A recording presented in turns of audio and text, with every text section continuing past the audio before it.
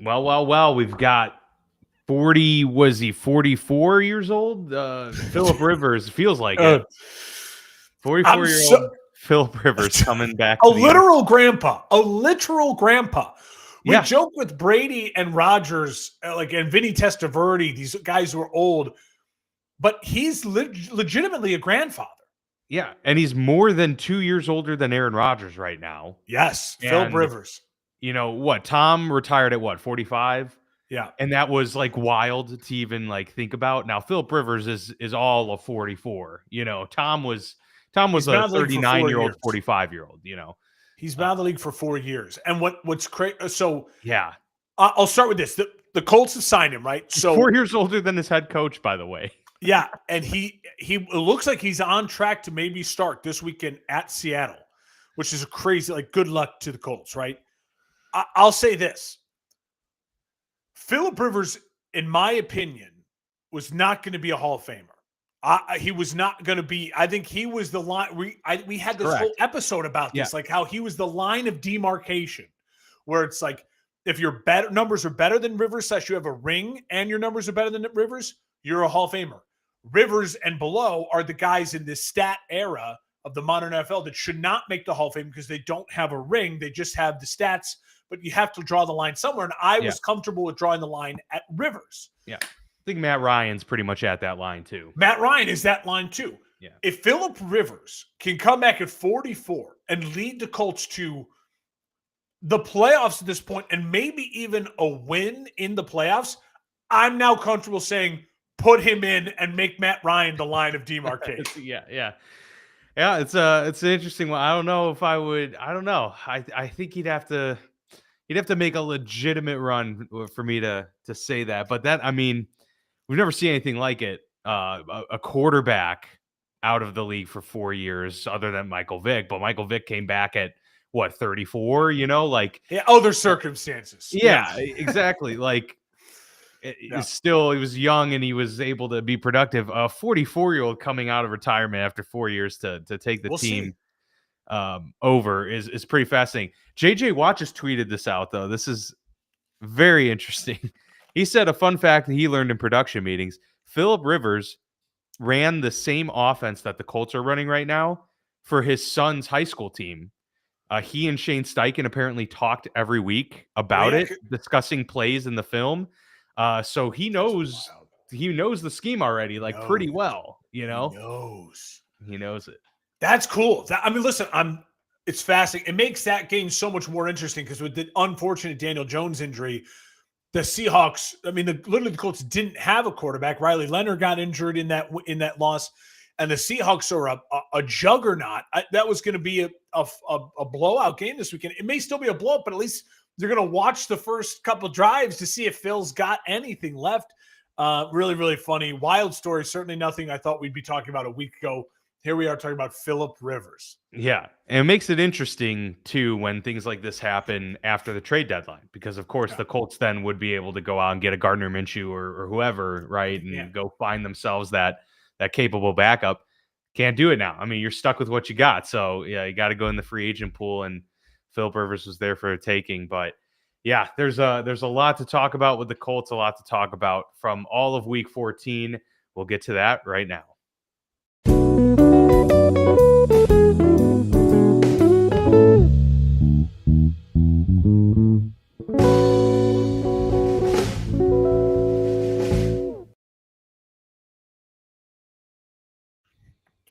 Start with Thursday night, as we always do. The Cowboys gave the Lions a bit of a run for their money, you know, in the beginning, middle of this game. It was still close enough, 20-9 at the half, and then the Cowboys had a decent third quarter there, but the Lions end up pulling away with this one. 44-30 is the final. A convincing win that I think the Lions really, really needed. For, you know, a win obviously would have been good either way, but to be able to not only go toe-to-toe with the Dallas Cowboys' potent offense, but to, you know, overtake them by 14.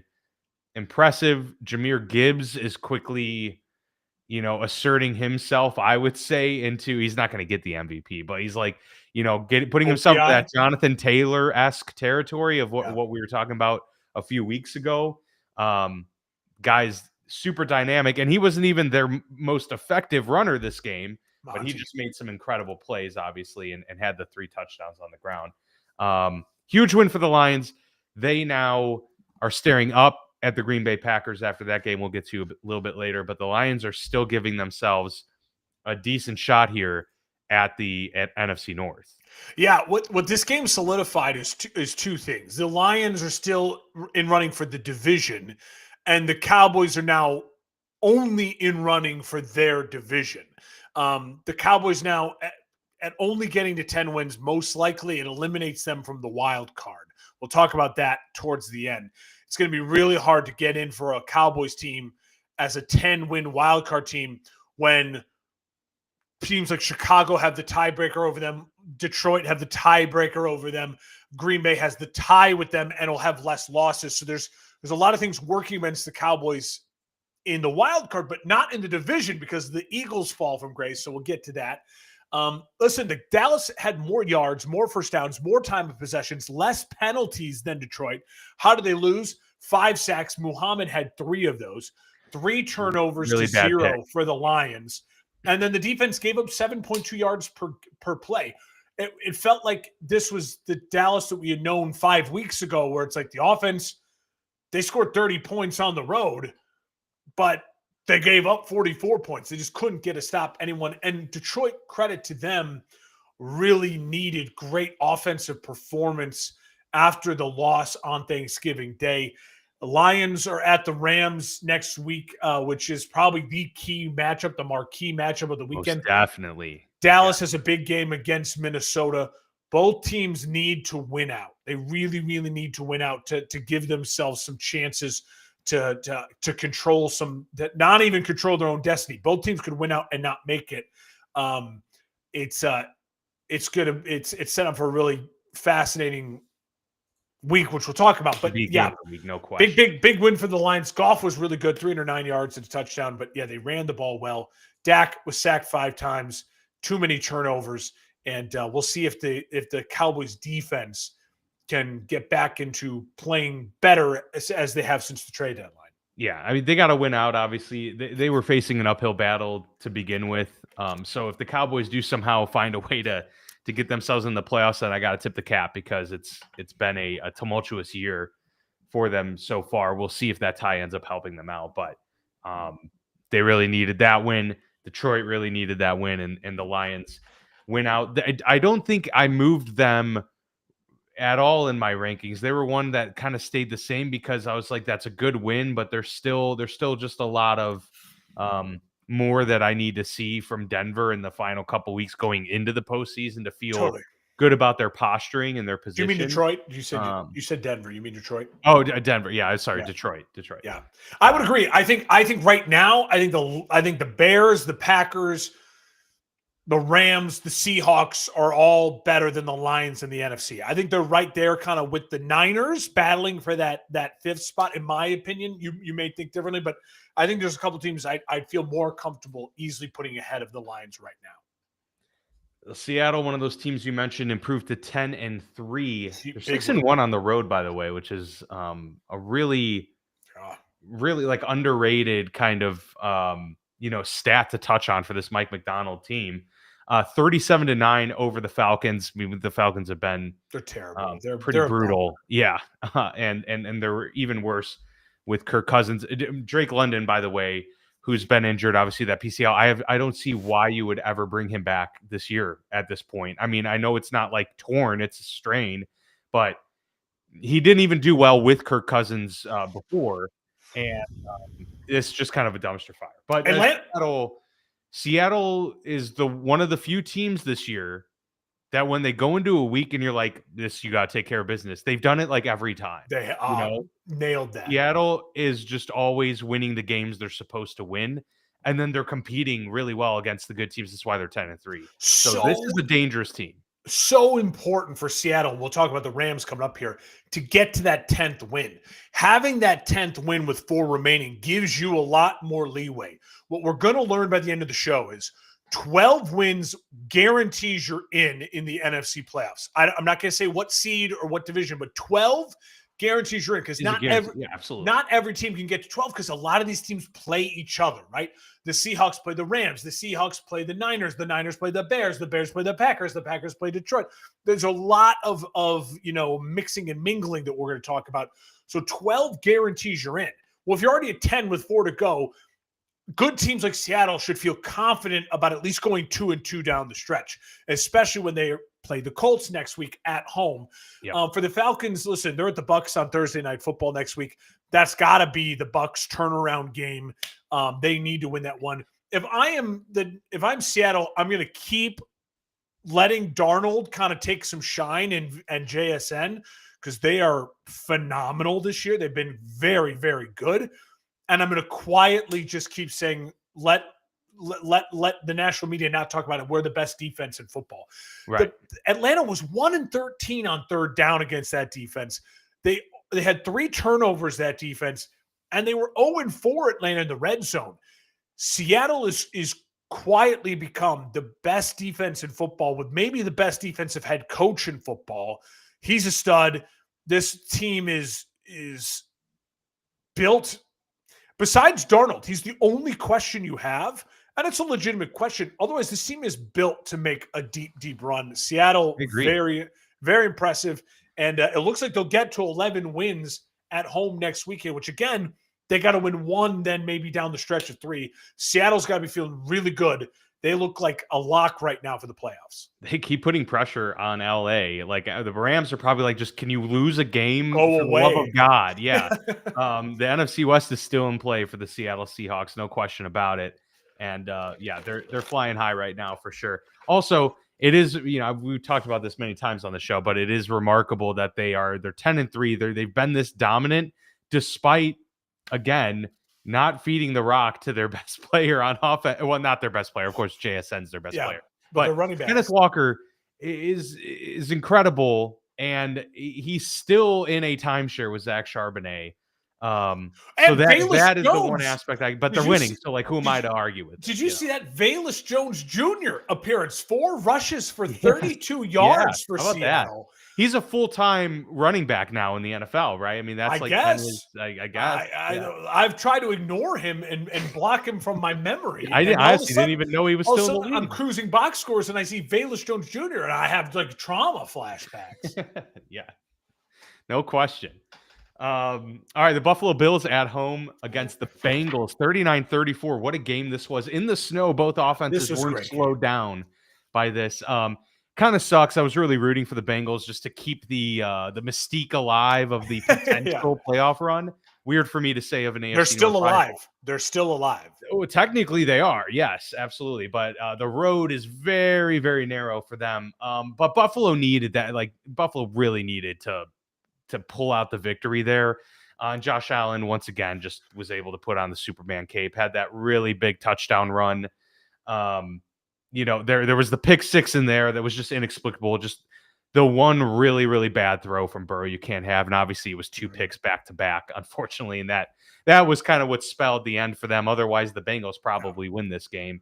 So there's still a lot of questions for the Bills about their defense and just their team in general. But as long as you have Josh Allen, it just goes show like they are still probably the most threatening team in the AFC. To be fair, like, even though the Patriots are leading the division and you've got the Broncos leading their division, I still feel like if the Buffalo Bills don't take this year as the opportunity to grab the bull by the horns, then it's over. The Chiefs are probably not making the playoffs. Baltimore is a shell of itself. You have like relatively no competition other than the team that's in your own division.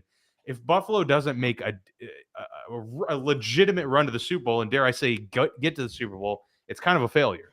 They're the only one of the old guard who is at least in the mix. So I get what you're saying. Like, that's very true. Yeah. Like, and listen, now and the Chargers are like not even like, they're not still hanging around, but but they're not old guard. They're not, it's the Bills, the Chiefs, the Ravens. That's the old guard over the last 4 years. And the Bengals too, with Joe Burrow's healthy, right? And the Bengals. And look if you're the Bills, you got to feel good that you've beaten the Bengals, you've beaten the Ravens, you've beaten the Chiefs.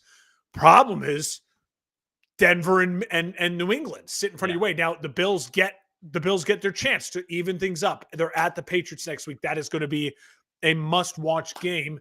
Only 2 punts in the snow of this game. Dalvin Cook was all over, 18 carries, 80 yards. James Cook. James Cook. Yeah. I will say this. I love that Burrow is back and playing really well. And if you are a fan of a team who has a quarterback who's missed a lot of time but is supposed to be a star quarterback, Joe Burrow is making you look bad because he is a guy that missed a bunch of time and then has come back and has been lights out for the most part, like elite quarterback play in the 2 weeks he's come back. Now, you mentioned the picks, not great, but again, I'll take it with the 4 touchdowns and the gunslinging and knowing you have to put up points because your defense is probably the worst in the NFL. And you compare that to the Brock Purdy's, the Jane Daniels has looked like one of the worst quarterbacks in the NFL. And then Brock Purdy, who's looked fine, but not even like the Brock Purdy we've known and loved. Never loved him. Yeah, I was going to say, if you loved Brock Purdy. If you loved Brock Purdy, yeah. And so, listen, Joe Burrow, once again proving that despite all of this, the crap around him and his injuries, he's a top 5 passer in the NFL. Josh Allen, once again, proving he's maybe the best and premier player in the NFL. I have huge questions about Buffalo. I think we'll learn answers to those questions next week. Bengals, meanwhile, they have the Ravens to keep their hopes alive. It's a must-win out and then get a lot of help. Starts with the Bengals getting a win next week at home against the Ravens. Absolutely does. The Tennessee Titans get their second win of the season, 31-29 over the Cleveland Browns, who fall to 3-10. Shedeur Sanders accounted for 4 total touchdowns in this game, 3 through the air, 364 yards passing. He also had a rushing touchdown as well. I mean, I guess it's really like kind of the rookie quarterbacks that are the headlines from this game. Yeah. Cam Ward, again, didn't play particularly well, but he had some, again, wow throws and some kind of questionable ones. I will say, I mean, Shedeur has looked confident and comfortable the last couple of weeks. They've announced that he's going to be the starter the rest of the way. I think that makes the most sense. I'm slowly coming around the idea that this guy might be, the week 1 starter next year for the Cleveland Browns and be given a legitimate opportunity to, say I'm going to be the guy for a full season, and then you kind of reevaluate after 2026. But from the short sample size we've seen, I think there's been more good than bad. He's not been spectacular, but he's also just been kind of, he's been Brock Purdy-esque for, lack of a better comparison. Well, they asked him to throw the ball 42 times. So again, if you're not great, but they, if you're like, wow, he's putting up all these numbers. Well, listen, the Titans defense is hot garbage. And to his credit, he also was their leading rusher with 29 yards. Judkins only 26 yards on 14 carries. Not ideal. So the offense isn't performing well. He has put up some big numbers because he was asked to do everything. Finn Jr. is really fun. He got Jerry Jeudy going with the 3 catches, 76 yards of the touchdown. Myles Garrett had the 3 tackles for loss in the sack. But again, it's the Titans. Oh, Myles got a sack as well. So he is very close. Let me see what the sack record. I'll just say this about the Titans. I love that they got another win. Getting to and not ending the season on 1, I think is important because 1 puts you in that embarrassing category with the 1-win teams and the 0-win teams. I'll say this though about Tennessee. I don't know how to judge Ward. Look at his receivers. It's hilarious. His wide receiver core is utterly hilarious. It is made up Madden like roster from like 10 when you're like in year 10 of the dynasty mode, and they're just picking guys out of a hat and making up names. It's a joke. So Cam Ward, again, I'm with you, shows the flashes. Shedeur, at this point in time, depending on the season ends, wouldn't shock me if Cleveland doesn't draft a quarterback and moves forward with him. But it's Cleveland, so God only knows what'll happen. I just hope they play like crap next week. So Myles Garrett does have 20 sacks on the season. He's 2.5 away from from tying the record. He's 3 away from breaking. He'll get it. He'll probably get it next week at Chicago, knowing my luck. Cleveland is at Chicago. Titans are at San Francisco. So 2 kind of must-win games for 9-win teams, Chicago and San Francisco. Can Cleveland and Tennessee play upset? We'll talk about that later on. Are the Commanders quickly becoming the They're worst team in the league? I mean, they're the they're turnaround is garbage. remarkable. They They're get garbage. blanked by the Vikings. Was that the first shutout of the season? I'm trying to remember. Like, it's really hard to get shut out. It's in the hard to NFL. get shut out. I don't think so. I think we talked about one earlier, but I'll say this. If you I love Jayden Daniels wanting to play. I love the team saying he's going to play if he's healthy enough to start. But if he's not healthy enough to just take routine plays and re-injure the elbow, then he should have never started, right? Right. Like a franchise quarterback, unless this is a playoff game, should not be going out there if the risk to re-injure is that easy. Justin Herbert has a broken hand. They surgery a week ago. They've casted it up. The risk to re-injury is he re-breaks the hand, we cast it up. You know what I mean? Like, that's different than what Jayden was going out there and dealing with, right? And so I'm concerned about that. He's just not looked good. It's been a season from hell for Jayden Daniels. And at this point in time, I would just wrap it up. I would just throw in the towel and wrap it up. The Commanders need to be positioned as best they can in the draft. And so they need as many A players as possible. And getting a high draft pick will help. On the other side, for the Vikings and McCarthy, he needed this. 9 needed this. You look at the 3 touchdowns, 16 of 23. It's a lot of hidden junk in there. First off, Washington is so bad. 163 yards on 23 attempts is not great.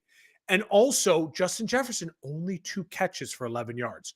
So, this performance, I think, calmed the waters, but still a ton of concern for me and 9 and JJ if I'm a Vikings fan. Vikings are at Dallas next week. Again, another bad defense, numbers-wise, playing better as of late. They're at Dallas in a must-win game for Dallas, so that'll be interesting to see how 9 performs on that stage. Commanders and Giants, that's a throwaway game next week. We'll get to the the Dolphins on the road at the Jets. This will be a quick one, 34-10. Neither of these teams in serious contention for the playoffs. But to be fair, the Dolphins have been on somewhat of a heater here, and they are playing hard. They are, what is the win streak here? 4 in a row for the Miami Dolphins. They've got Pittsburgh and Cincinnati on deck before ending the season against Tampa and New England. Theoretically, of course, they're not out of it. They could get to 10 wins if they win out. Unlikely to happen, but I guess, we're seeing the fight there, and we're also seeing just how far away the New York Jets are from being legitimate contenders. Yeah, the Jets have got to be concerned. What happened to Justin Fields? I didn't realize Justin Fields wasn't active to go as a backup. Brady Cook, the rookie of Mizzou, came in. He's a big kid. Oh, you know what? That's a great point, because obviously he got benched, but I didn't know that he was inactive. Yeah, so I don't know what happened there. He's 6'2", 215. He's a big, strong kid, sacked 6 times, got kind of thrown in after Tyrod injured early in the game. I'll say this about the Dolphins really quickly. 2.5 sacks. Sacks for Seiler. Their defense is playing better. They've been on this win streak since they fired their GM. But the owner has already kind of said, we're going to keep Tua and we're going to keep McDaniels. So it's like they're in this weird window, right? Where it's like the vibes are really positive right now. But as you mentioned, that's a tough schedule down the stretch. Yeah. If they can somehow find a way to go 3-1 or 2-2, and I think maybe the vibes and the arrows pointing in the right direction. You run it back with Tua 1 more year, and then you can get out of his contract way easier at this time next year once and you run it back with McDaniel 1 more year. They've made something out of nothing this season. Kudos to them, but it's far from over, and things could still end really ugly for Miami.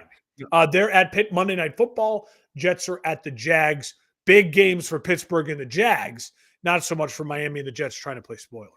The Saints go on the road and beat the Tampa Bay Buccaneers, just their third win of the season. Terrible Divisional loss for the games, Bucs. man. This has kind of been they've been scraping by for a good month now, Mark. Even in their wins, they haven't looked particularly impressive. Now they're 7-6. This is a real race here with the Carolina Panthers, I think, for this division. And I truly think that this is kind of a 50-50 proposition the rest of the way, because the Panthers have a very viable path.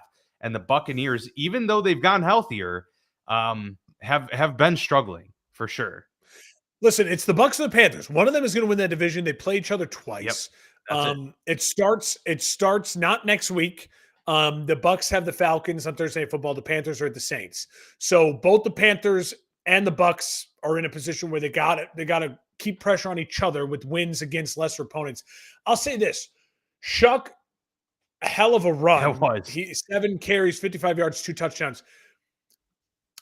I don't know what the Saints are going to do, but I wouldn't feel awful if I'm a Saints fan starting the season with Shuck next year. I wouldn't feel. I'd rather not draft a quarterback and stick with Shuck than get a Kyler Murray or something like that. So I feel like, or your other option is just draft a quarterback. So I don't hate giving Shuck a chance.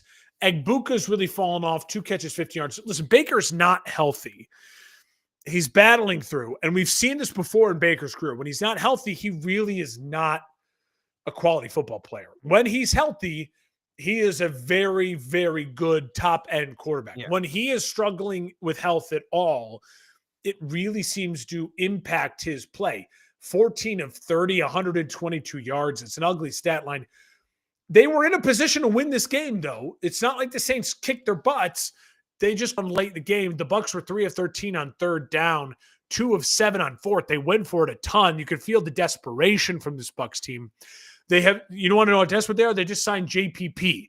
Talking about old guys coming back. He hasn't played in the league since 2023. They signed JPP to be a body, to maybe give them a little something on edge rush, or maybe just a body to throw out there over the next couple of weeks.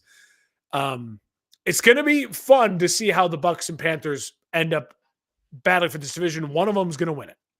One of them's going to win it, and one of these teams is going to win the AFC South, and here come the Jacksonville Jaguars. They have been playing really good. There might not be a hotter team in the league in terms of 4 in a row, 5 of 6.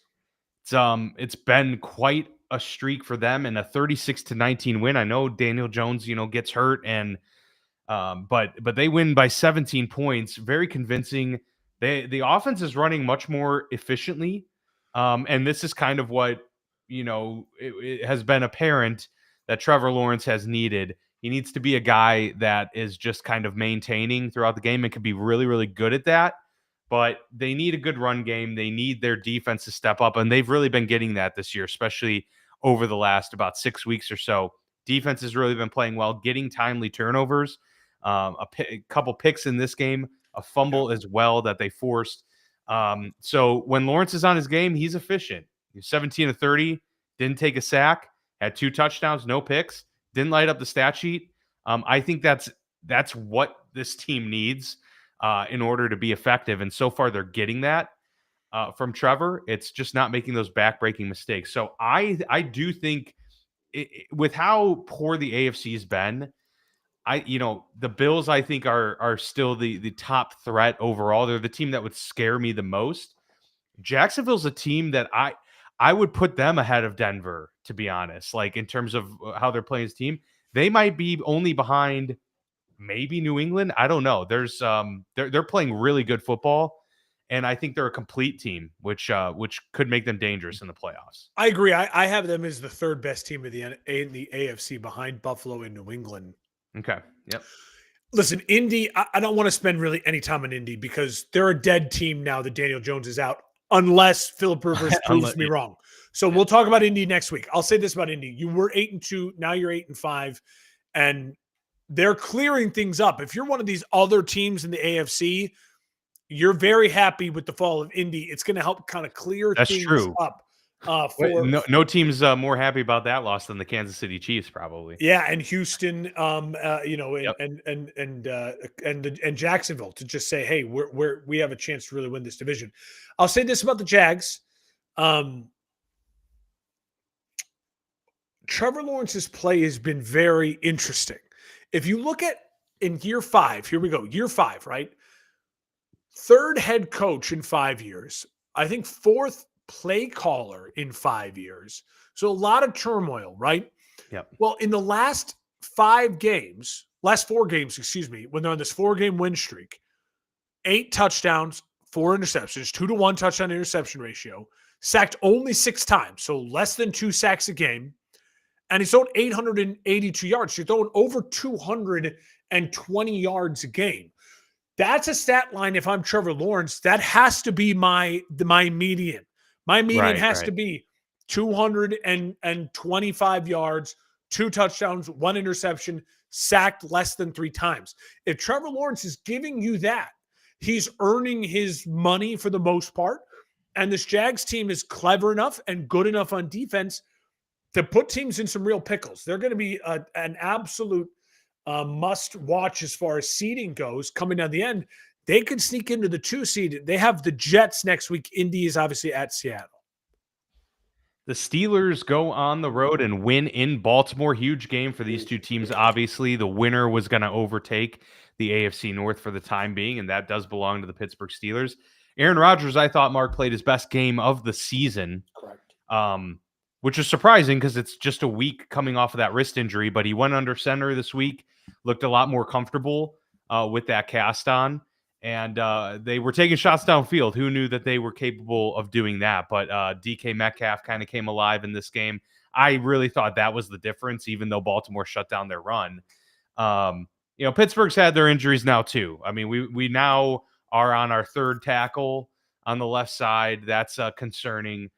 We've got injuries to, Darnell Washington in this game, lost a couple linebackers, corners. So they've had to weather some stuff as well. I think it's very clear that Lamar is just simply not performing. I've seen Pittsburgh obviously play every game that they've played against Lamar, and Lamar hasn't been available for every game against the Steelers in his career. He's missed some time, so he hasn't played them for every time. But this was the first game that Lamar Jackson had a rushing touchdown against Pittsburgh. That was kind of surprising to me. And it's because they've always put an emphasis on a spy every play. Mm-hmm. This week, they didn't as much. They were they clearly were we're not that concerned about Lamar's running. And he did get free a couple times. So we'll give him that. And he had the touchdown. He's just not the same, Mark. There's just something different all around about this Ravens team, but particularly with Lamar. And neither of these teams are particularly good, I don't think, but the Ravens now are in a real pickle because they've got a tough stretch here. Pretty much a must-win this upcoming week. So this game was all about DK and Zay. Zay, 8 catches, 124 yards on 11 targets. DK, 7 catches, 148 yards on 12 targets. This is what we thought we would get from Rodgers and DK all season. And it happened early, and now it's happening late. And you know what? Who cares about the middle if it's as long as it's happening now? Yeah, I mean, if they do it consistently, absolutely. And they can keep this going down the stretch. It could be huge for the Steelers as far as not just winning the division, but maybe being a team you don't want to see in the playoffs with a TJ Watt and an Aaron Rodgers motivated and finding connection with DK. I'll say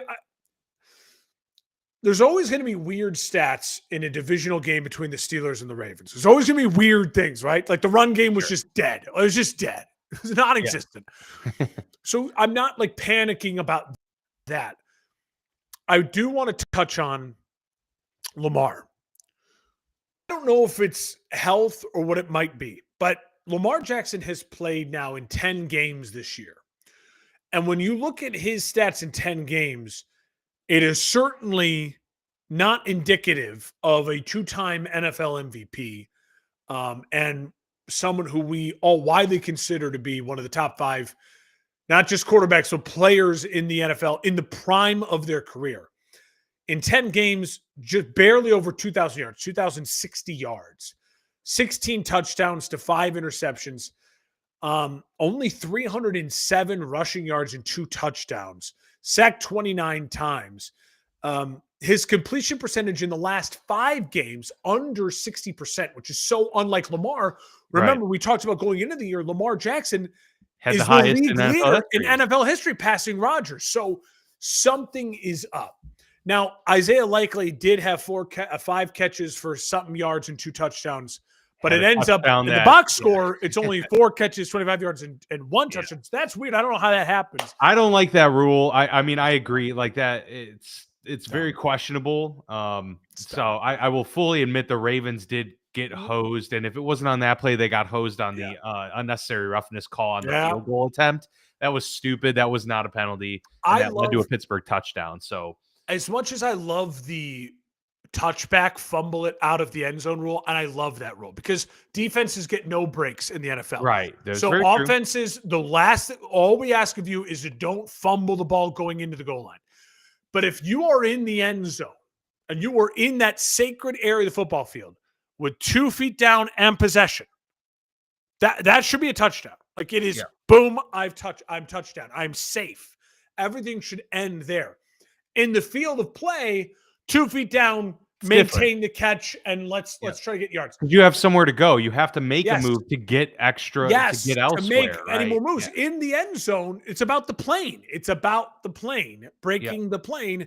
I'm with you. I don't get that. I wish the NFL would change that. It doesn't change the fact that there's something up with Lamar. Can he turn it around? We will see. Another 1,000-yard rushing season for Derrick Henry. Baltimore is not dead, but their path just became a little tighter. They are at the Bengals next week. They've got to win out. Pittsburgh's got to win out, but at least Pittsburgh controls their destiny. Home against Miami. They'll at least know what happened with the Baltimore game when they play on Monday night in Miami. So that is certainly an advantage for Pittsburgh. I mean, if you were to just think right now, like if you were to have to predict like who's going to come away with this division come end of season, obviously the two play each other at the end of the season. That's what you're feeling right now. Yeah. I think so too because of the schedule. I think the Ravens having to play New England and Green Bay. That's brutal. That's really. I mean, they got to play Cincinnati next week too, and Cincinnati has everything to play for. Upset minded. Yep. And then you have New England, who has everything to play for in the 1 seed. And you have Green Bay, who has everything to play for in the 1 seed, in the North, in just playoff positioning. Yeah. Those are gauntlet. They could go 0-3. I'm not joking. Or even if they beat the Bengals, then they're 1-2, and they're sitting at 9 losses. I think Pittsburgh at home should take care of Miami when all things are on the line and considered. I know that's easier said than done. Yeah. But I think if that gets them to 8-6, that the last 3 games of their schedule to basically win one of those, would then be the game against the Ravens. I like Pittsburgh's path seems more friendly, and I think right now they're playing better football. They just won at Baltimore, right?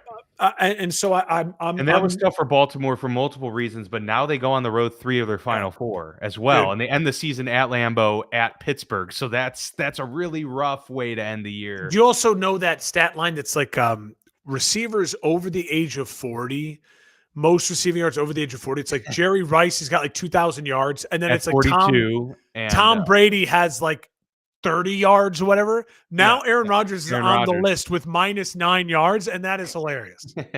That is great. We need Phil Rivers to catch a pass next week.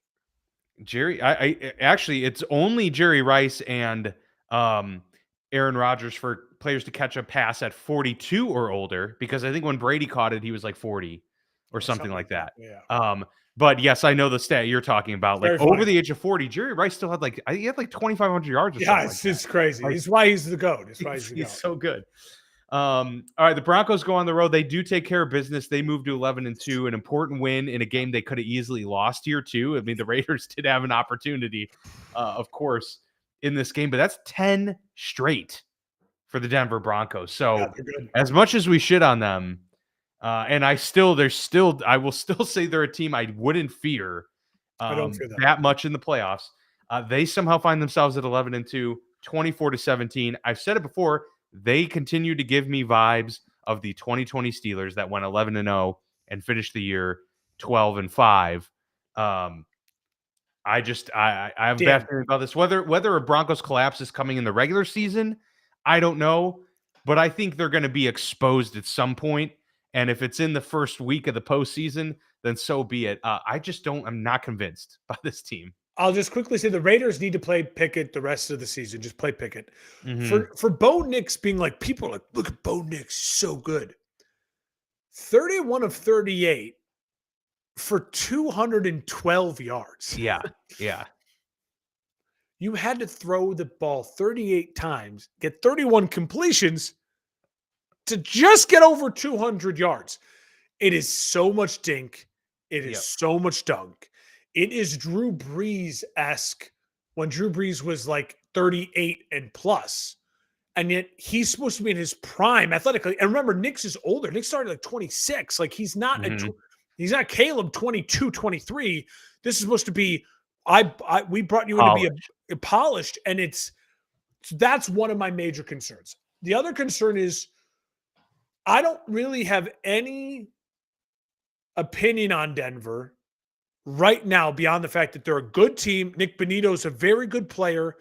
They are situationally very scary because that defense is very good. And that offense with Sutton, with RJ Harvey, they can be explosive. But Dan, they play Green Bay, Jacksonville, Kansas City, Chargers. That's their final four. If the Broncos they're 11 wins. They have those four games: Green Bay, Jacksonville, Kansas City, Chargers. If they end up as a 13-win team, so 2-2 or better, so if they end up with 13 or more wins, I will feel very confident if I'm a Broncos fan saying this is a Super Bowl caliber team. If they end up with 12 or 11 wins, then they are who we kind of think they are. Is they're a solid team, but they're not a team that I think can go on the road or at home and win multiple giant games and be winning an AFC title game. They will have a chance to prove it. The back end of this schedule is an absolute gauntlet with, again, all teams that are playing for something. Even Kansas City at that point in time, they might just be playing to be a spoiler. And it's Patrick Mahomes, and it's against the Broncos, and it's at Kansas City. That seems like their easiest game. Isn't that crazy? It's like, Kansas City is their easy game of the 4-game stretch. Good luck. Good luck. Good luck to them indeed. All right, let's get to the Bears-Packers, Mark. I want to hear a lot let's get to it. From you on this game and your perspective, because it wasn't like a terrible loss or anything like that. It wasn't unexpected, but it's also probably frustrating knowing that the opportunity was there.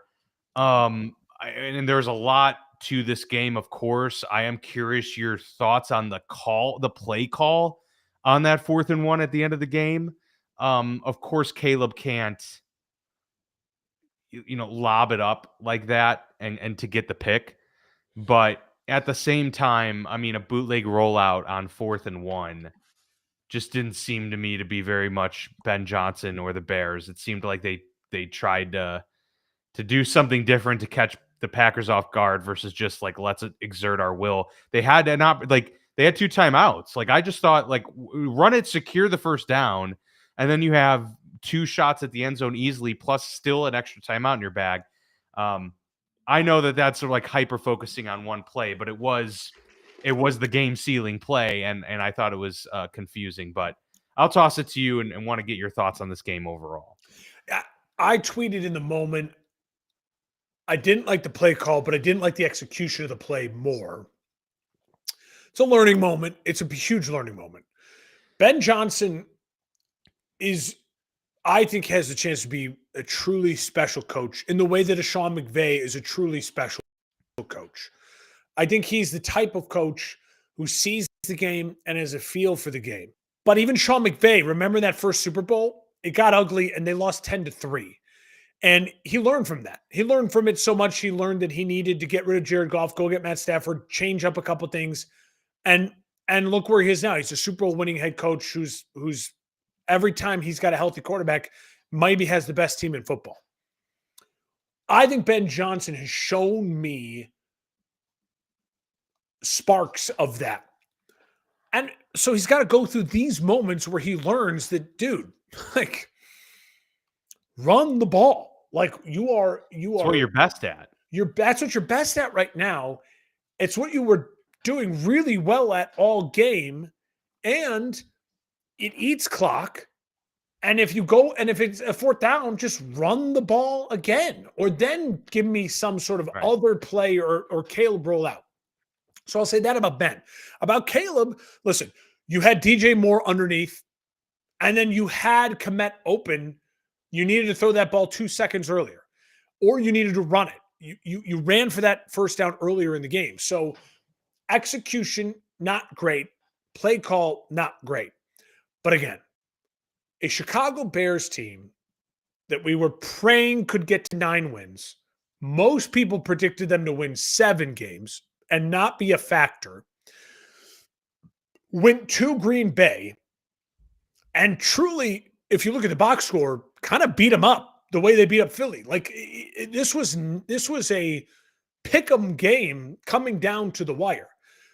My biggest concern for the Chicago Bears is, okay, you're a 9-win team. I want you to get in the playoffs. Again, what did I say earlier? 12 wins guarantees you're in the playoffs. I don't know if they can go 3-1 down the stretch. So they might, they might have to get some help here. But I also think the Chicago Bears' biggest concern right now is that their defense is giving up 8.5 yards per pass. Like, it's nice to have Jalen Johnson back, but Jalen Johnson did not play a great game, and he did not have any interest in tackling Josh Jacobs on that. That play killed me and made me more angry. The Josh Jacobs, they had him stuffed in the backfield, and then he squeaks out for 20 yards there at a crucial moment. I also will say, as nice as it is that Montez Sweat gets a sack, he's the only one who feels like they're contributing. Booker has been really a no-show. And this defensive line is just Grady Jarrett, as high as I was for getting him in the offseason to be kind of the veteran to help Dexter, to help this younger crew and Billings, like be the kind of catalyst and let them shine. No one's shining. And he's doing, I think, his job, but no one else is stepping up. It's a defensive line that is just not good enough. And it's a Bears team that I think in their first 2 picks, first round, second round, just I think you're going to see Poles and company. They're much like they did last offseason, beef up the O-line. They're going to do the same with the D-line. Just go get rushers, throw dudes at the specialists, and probably some linebackers here to help as well, because it looks like you'll probably move on from Edmonds. That's getting ahead of ourselves. But yeah, so I'm concerned about a defense. Listen, they only gave up 28 at Green Bay. In the modern NFL, that's not the end of the world. But the Bears are the only team to score 20-plus points at Green Bay this year. This Green Bay defense is very good. Wow, I didn't know that. This Bears team had an 18-play drive, had a 10-play drive. This is a Bears offense that I would love to see score on a 3-play drive. They haven't done much of that in recent memory. But if you need them to control the clock, control time of possession, and to put a drive together, they can fucking do it. And I love that. Listen, I obviously want the Bears to make the playoffs. I want the Bears to make a run. I think the Bears have a really good chance to get a split with the Packers at home in a week and a half from now.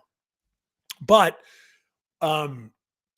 this is a team right now that also has a huge problem with their star receiver in DJ Moore. There was no Rome Odunze, and DJ Moore has 1 catch for -4 yards. Something is going on there. I love that Burden and Kmet and Loveland all were really, really good and really contributed. I thought DJ Moore, this would be his breakout game. No Rome Odunze. It's just me. Let's get me going. And it looks like the Dish don't know what to do with DJ Moore in this offense, which doesn't make much sense, because to me, he's one of the most comparable wide receivers to Amon-Ra St. Brown in the NFL. And St. Brown in Ben Johnson's offense was a top 5 wide receiver in the NFL. So I don't know if he's going to be a trade bait type of person in the offseason. I don't know, but it's not working right now. And that is frustrating. Yeah. But the offense is coming alive with other players. Let's hope that Rome comes back. Let's hope that Kyler Gordon comes back.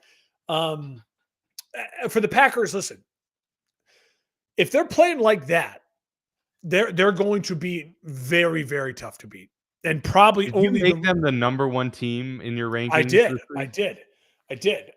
Because That's wild, dude. they beat the number 1 team last week. So I That's fair. Okay, yeah. listen, the rankings. I played a little psychological warfare with the rankings. I like it. The Packers are No, the when best I team. saw that, I was like, "Oh man, that seems a bit." They're That the just best team seems in like a football. frustrated Bears fan. No, the Packers are the best team in football, dude. They're the best team. They're the best team. Every Packers fan that I work with, I keep telling them, you guys are the best team in football. Like, I bow down to you. You guys are so Yeah. good. If you don't win the Super Be Bowl, the it'll best, you be got to beat the best. if you don't win the Super Bowl, the Packers, it's kind of a joke. Like, they're just so good. So pressure's on. Pressure's on. I'll say this. For Green Bay, it does feel like they're rounding into form, right? They are the team that went all in. They got Micah Parsons, right? You went all in. They are starting to feel like probably the second best team in the NFC and an all-in football team. I will say this: Christian Watson's coming back healthy right as Tucker Kraft goes down. It took about a week, but that switch has been made, and he is now their go-to guy once again. If he's healthy, this offense is very dangerous. It's very, very dangerous. Jordan Love is playing very confidently. If they had him and Tucker Kraft, they might truly be the number 1 team in the NFC.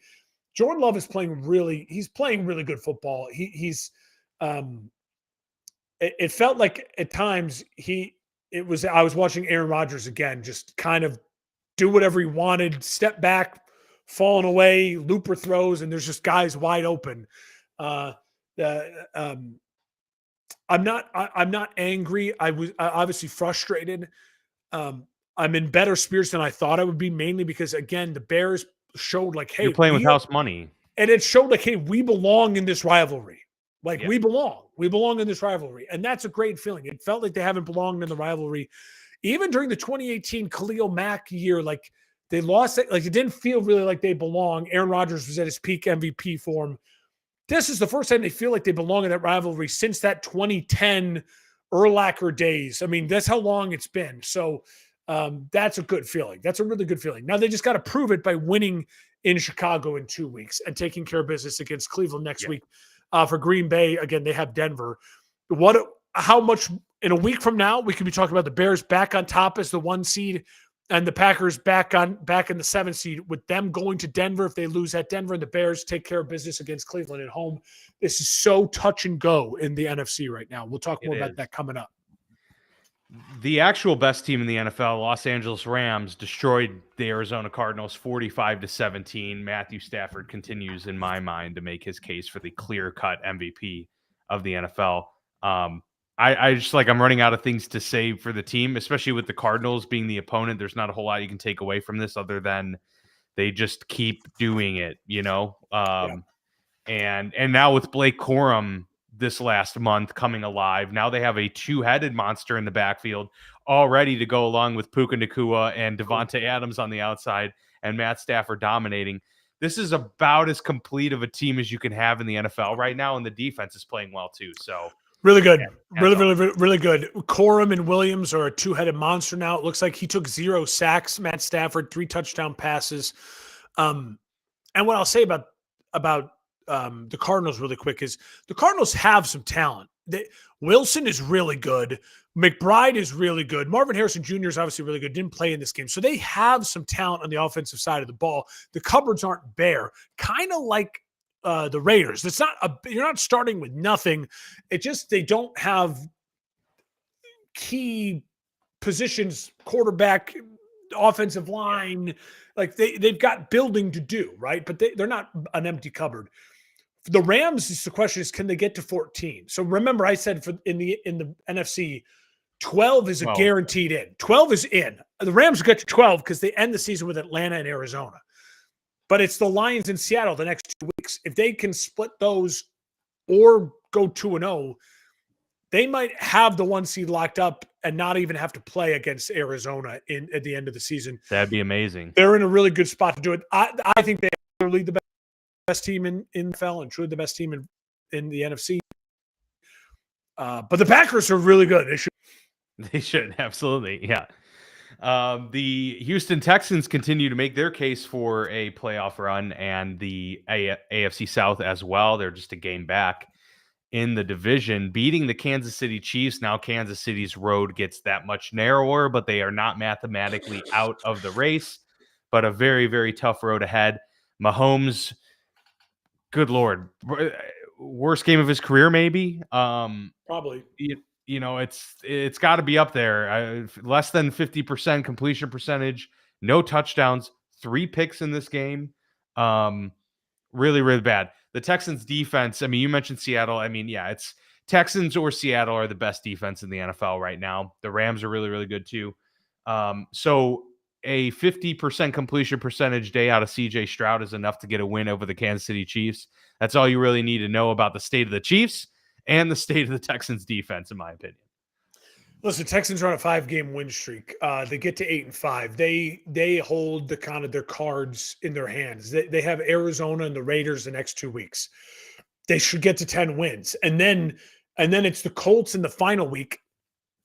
That feels like 11 wins, and the hard game is the Chargers in there. And I think right now they're a better team than the Chargers. I mean, this is a Texans team that feels now like a lock to make the playoffs. I don't know if they can catch the Jags, but it feels like an absolute playoff team. And for Kansas City, Dan, it's a 10-10 game in the fourth quarter. The Chiefs go for it at 4th and 1 on their own 31. It felt like Andy Reid, the only explanation, and I don't know if he'll ever admit this, but it felt like Andy Reid looked at his guys and said, it's now or fucking never. Are you man enough or not? I'm going for it on 4th and 1. And they didn't get it. And then once he makes that call, of course, they have to go for it again on 4th and 1. In the fourth quarter, Dan, the Kansas City Chiefs, and remember, it's 10-10 to start the game and to start the fourth quarter, and they're at home. They have 16 plays for 43 yards, 2 interceptions, 2 turnovers on downs. Yeah. That's not the Chiefs. This is I don't know if it's a full rebuild, because I don't know if you can ever rebuild when you have the coach and the quarterback. If I were the Kansas City Chiefs, I would move on from Matt Nagy. I'd let him go get a head coach job somewhere. I'd just move on. I would probably keep Steve Spagnuolo, but I would be very aggressive in the draft and free agency, and I would try to sell free agents on, hey, we now need you, right? We need you to be a part of the second coming of the dynasty. This isn't like KD joining the Warriors. This is, we have fallen, help us get back up. Mahomes also looks like a guy who's played a lot of football in the last 5 years. He looks like a guy who has no zip on the arm, and he looks like a guy who's the leading rusher again. They're 0-4 Kansas City when he's the leading rusher on this team. They're a team that just doesn't have enough talent, and Mahomes is having a down season, and we expect the best players in the league, Josh Allen. I'd argue the Chiefs and the Bills have pretty much the same amount of talent. Look what Josh Allen's doing. Look what Mahomes is doing. But the difference is Mahomes has 3 rings and Josh Allen's got none. And Josh Allen's got everything in the world to prove. And Mahomes has nothing he needs to prove. Immense amount of pressure on I feel a little bit like the Chiefs are just saying, we need an offseason. We need to be done. They need a reset. I'm like, that's what it feels like. It's what it feels like right now. And it feels like Andy Reid said, they need a draft. They need Yeah. They need picks, they need young players. They do. And they need to go and be aggressive. They need to go get some stars too. And they just need to start retooling. Tom Brady in his 10 years between Super Bowl wins never missed the playoffs when he was fully healthy. Right. Looks like Kansas City's going to miss the playoffs. I never really felt confident that Mahomes was going to pass Brady, right? Because Brady's 7 Super Bowls. I mean, it's insane. Yeah. This is the type of season that, once again, kind of puts in perspective, hey, Pat Mahomes is probably going to go down as a top 5 quarterback, maybe a top 5 player of all time with the awards, the hardware. I still think he's probably got Super Bowls left in him. But when you're compared to Tom Brady, it is like comparing anyone to Michael Jordan. It is really, really tough. This will be a blemish on his resume when you're trying to compare him to Brady this year. But listen, if they come back and ball out next year, this year will be quickly forgotten. It looks like a team that needs a break. They look like the team that needs a break. And for the Texans, to me, I would argue maybe they're the third best team in the AFC right now. What's to say they are not right there with the they're playing Patriots, the well. Bills, It's just Denver? Stroud hasn't been the reason they've won any of these games, and so it's like eventually it's gonna be on him. And It is. Great point. Can he overcome it? Now again, Because remember he hasn't played particularly well the past year and a half, really. Yeah. And he's coming off that nasty concussion. He's only 2 games post the concussion. Now they've won the 2 games, but I agree with you. We're going to need to see Stroud make some plays, just like we're going to really need to see Bo Nix really make some plays to convince us. But I'd say right now the Texans 1-53 with that coaching staff, they can make a run. It's good. It's a good team. All right, we'll end it with Monday night. Chargers win 22-19. I felt like this was actually a really fitting game the way it played out. I don't know if there are 2 teams that kind of match up almost perfectly in many respects, outside of like injuries aside, of course. But they were just 2 very similar teams, and neither team wanted to break. Hardly any touchdowns scored between the 2. That Saquon Barkley long touchdown in the second half was really what made you feel like, oh, okay, the Eagles are like, they've got this locked up. But then this one gets taken to overtime with the field goal, and then the Chargers win it with a field goal in OT and get the stop on the other end. So a tough loss for Philly, who I guess benefited from the Cowboys loss, so it didn't do too much damage to them in terms of the division.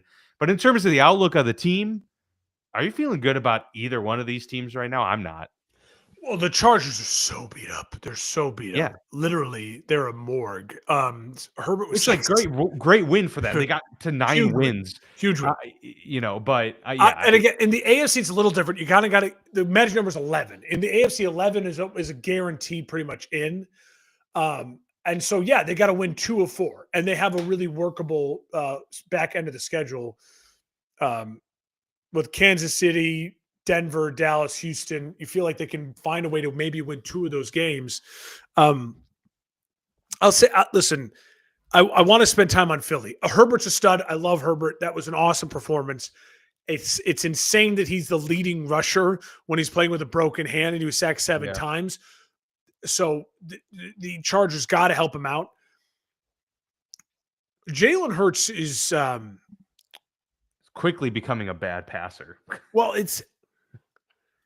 Nick Wright said something today on Colin Cowherd's show that it really just put my brain in a pretzel, because I never would have thought it. But I get what he's saying. He's saying that Jalen Hurts and the Eagles are starting to feel like Russell Wilson in Seattle, where it's like, if you listen to Jalen Hurts' press conferences, the part of my take guys have been on this for a long time now. He speaks like a fortune cookie. Right. Yeah. And he seems all platitudes, all cliches every time. He seems really disconnected. And you'd say to yourself, on the surface, that's what I want my quarterback to be. Say the right thing. And cordial, yeah. Just like Russell Wilson.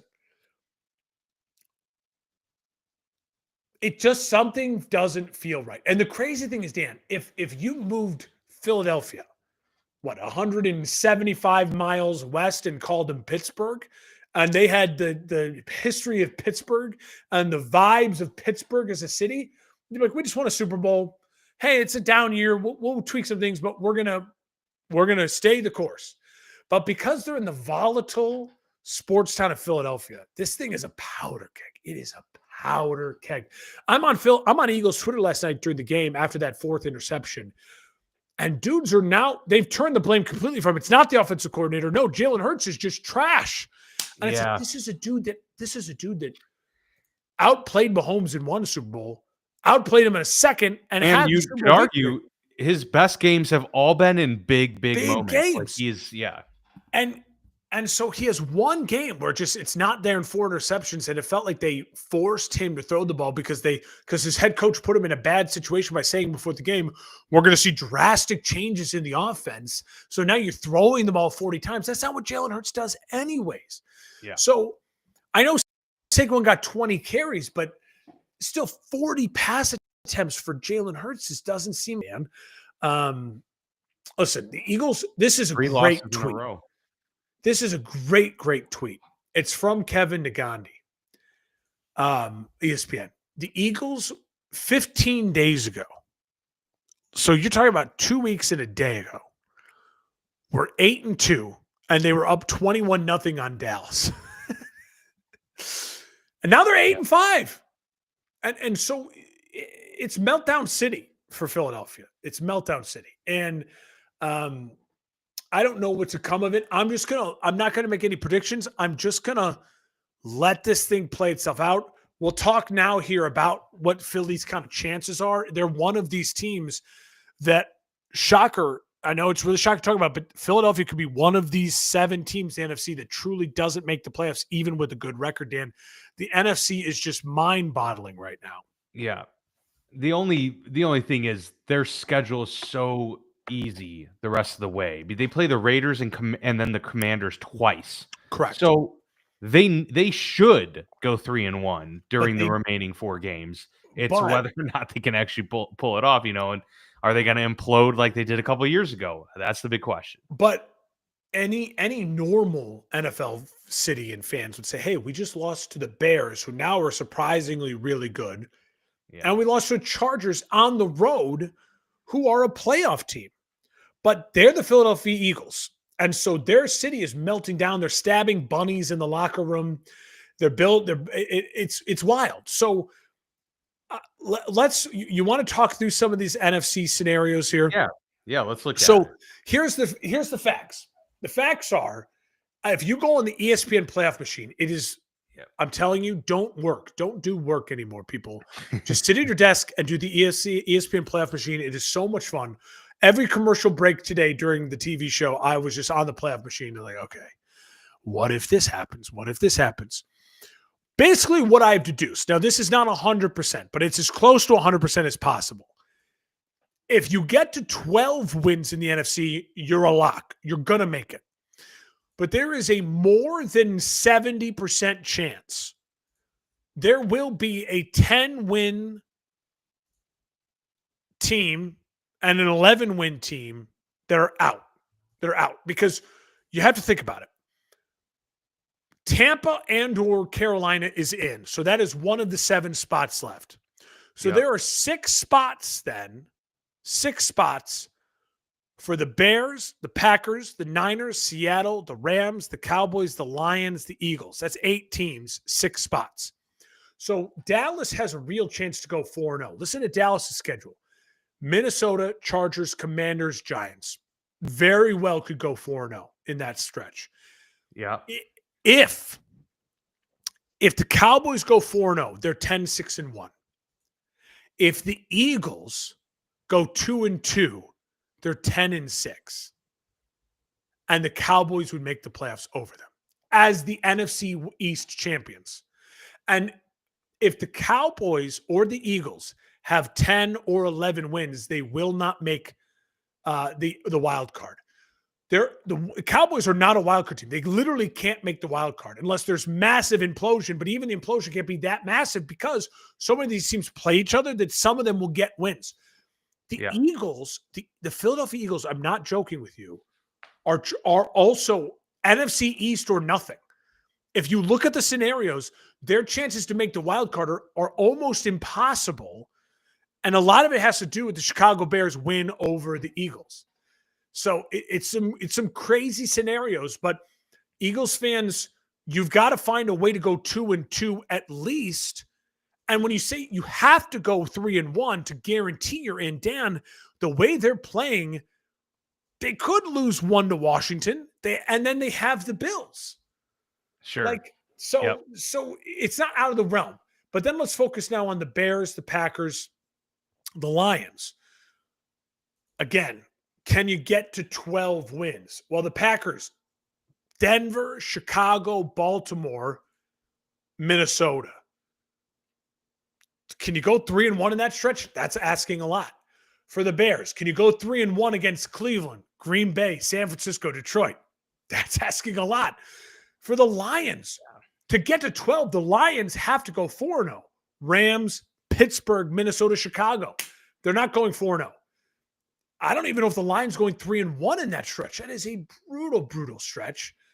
That is a tough stretch. For Yeah, that's really Seattle and the Rams, they should feel like locks. Both of those teams feel like they can find 2 wins to get to 12 wins, right? Yep. The Rams have the Lions, Seattle, Atlanta, Arizona. Seattle has Colts, Rams, Carolina, Niners. Both of those teams feel like they can find 2 wins in that schedule. They're good enough. They're elite teams. At this point in time, you then look at the Niners, Tennessee, Indy, Chicago, Seattle. 3-1 in that stretch is probably the easiest one of the ones we've talked about. It's easier than Chicago. It's easier than Green Bay. It's easier than the Lions. So you start to feel pretty good about the Niners getting in as maybe an 11 or 12 win team. To me, right now, if I had to predict, it looks like the Lions. The Lions feel like the team on the outside looking in, and then it's whoever wins the NFC East between Dallas and Philly. The other one is out.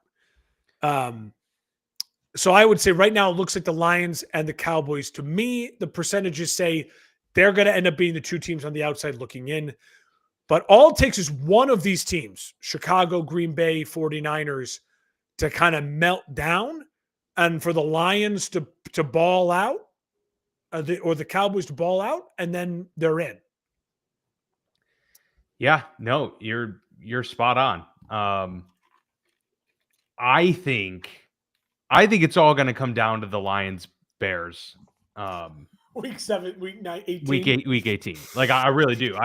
I think that's going to make a big difference. And I've been playing around with the machine, the playoff machine as well. And there's also a realistic scenario here where you have the Buffalo Bills being the 5th seed at 13-4. Yes, dude, it's crazy. Because Denver could easily go 13-4 at this point and get the 1 seed. New England could also be 13-4 at that point. They'd be the 2 seed in that equation because they don't have the tiebreaker over Denver. And then you'd have Buffalo being a wild card team going on the road as a 13-win team. I know. Based on kind of how I projected it out, it would be Buffalo at Pittsburgh, but Pittsburgh barely squeaks in at 10-7, and Buffalo is 13-4. So there's a lot of weird scenarios. I'm telling you, go on the playoff machine. It's so much fun. You'll mess around with it.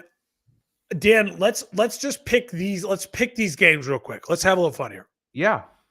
Bears, Cleveland. Who you got? Wait, so are we starting with week 15 here? Yeah, let's just do week 15. Let's just do week 15 and see where let's try to predict where we're going to be at next week. I agree. I think the Bears win. They get to 10-4. Packers at Denver. I'm going to take the Broncos to win against the number 1 team in the NFL.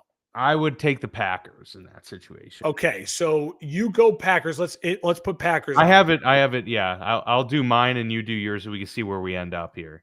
And then you have the Niners, Titans. I'll take the Niners, 10 wins. Yep. Seattle Colts. I'll take Seattle, get to 11 wins. Yep, me too. Rams, Lions. This is the Rams at home against the Lions. I'm going to take the Rams. I'm taking the Rams. Yes. And then Lions, Rams. So we'll take the Cowboys, Minnesota. I'll take Cowboys. Yep. Agreed. And then Eagles, Raiders. I'll take Eagles. Yes. Okay, so by that calculation, the Lions fall to 8-6. And let's just say the Packers also win. Then the Lions would have to go undefeated and they would have to have the Bears lose. The Bears would be 10-4 and the Lions would be 8-6. So the Bears Lions only have to lose once as long as the Lions beat them in the week 18. Yeah, so then the Lions would need the Bears to lose 2 of their last 3, including the Detroit game, which is possible because it's Green Bay and San Francisco. Yeah. So the Lions, no, they would only need. The Lions aren't dead, so the Lions won't be dead if they lose. But the division is probably dead. The division is probably dead for them because someone's going to win the Bears-Packers game, probably in 2 weeks. So it feels like have to win out to have the division, and they would need probably the Packers to falter a bit here. Sure. Yeah. The Lions to win the division would probably also need the Bears to beat the Packers because you need the Packers to get that fourth loss and then find a fifth yeah, loss. in my equation in which Detroit sneaks in as the 7 seed, and the Packers win the division, the Bears are out. It is the Bears beating the Packers in week 16, but then losing to the 49ers and then losing to the Lions. So are the Bears out then in your scenario? Yes. The Bears would be an 11-win team that's out. Yep. It's They real. are 11 it's very and 6 real. and out. And the Cowboys could be a 10-win team and be out. Yep. It's crazy. It is. It is. It's crazy. And listen, if you're Seattle and you're the Rams, you've got to feel good right now because a lot of scenarios in which you're perfectly fine. You're basically 2 and you're in. It's 2 and you're in, and you have 4 games and both them. Seattle's is a little tougher because let's say they get the win against the Colts. Rams, Carolina, Niners, those are good teams. Mm-hmm. And Sam Darnold in big moments, but you'd like to look at Carolina as probably a really winnable game for that good Seattle defense. Sure. And then you have 2 divisional games, and you like your chances in division. Yeah, it's not like you have to travel very far either. But even then, even if Seattle ends up at 11 and say Seattle ends up at 11 and 6, they probably have tiebreakers. I feel probably like they're in a good spot over Detroit or Chicago. So I'll have the 49ers beating them the final week instead of them beating the 49ers. Week 17, I had Seattle beating the Panthers. So let's just say the Panthers win beat that Seattle in that equation. Or, so Seattle ends up the 11 Panthers and beat 6. Seattle in that equation. So now Seattle is 11 and 6. They would be out. Who gets in? And the 49ers get in as the 5th seed, and the Chicago Bears so keeping the scenario that we just had where the Bears are out. Bears at 11 Seattle wins. has this implosion. The Bears would just be elevated in, even if they had the Bears at 11 wins have some sort of tiebreaker over Seattle at 11 wins. I fucking love that. I love that. Love that. Okay. Yep. So based on who they would beat in these scenarios, like now, I guess if we had them lose a different week, week 16 and stuff, that might change. But they've all got NFC opponents. So that means if the Bears win out, they should get the 1 seed. If the Rams lose 1 game and the Seattle loses 1 game, yeah. So if the Bears, the Rams, and Seattle are all 4 lost teams, the Bears should have the 1 seed. Well, look, I mean, the Bears have a tough. It's not an easy schedule the rest of the way. Placate me. Okay, absolutely. If they win out, they're not just the 1 seed; they are the hottest team in football because they would have beat the Packers, the Lions, and the Niners. The Niners, like they would have beaten 3 playoff teams in that stretch, and get a bye. I mean, that's literally incredible case scenario for what we were thinking about at the beginning of the season, right? That's crazy. Yeah. But the fact that it's in play is pretty awesome. Well, what all that proves is that if the Bears have the same record as Seattle or the Rams, they have some sort of magical tiebreakers. I don't know how, but that's exciting. Yeah. That probably strength of schedule or something. It's got to be something like that. Conference record. God damn, it's going to be so stressful in the NFC down the stretch here. I got to be honest, Dan. I really think the Cowboys can go 4-0 and the Eagles could go 2-2. I could see it. I could absolutely see it. The Eagles playing. Just look at who's a better team right now. I mean, I think Dallas is a better team right now, dude. The Eagles at home, even versus the Raiders next week, like in a must-win, like get-right game. If the Eagles start Kenny Pickett, revenge game, Kenny Pickett. I mean, for the Raiders. Yeah. There's loads of pressure on Philly. Washington, listen, Marcus Mariota is playing fine for Washington. Their defense sucks, but the Eagles' offense sucks right now. Yeah, but wait, is it going to be Jane Daniels though? That's they should sit because honestly, they're probably better off with Mariota right now. Jane Daniels is clearly very hurt. Yeah, I mean, And for anything can happen in division Washington, games too. if for So Washington to play spoiler, think of this scenario. The Cowboys win early in the day on Sunday and they get to 10-6-1.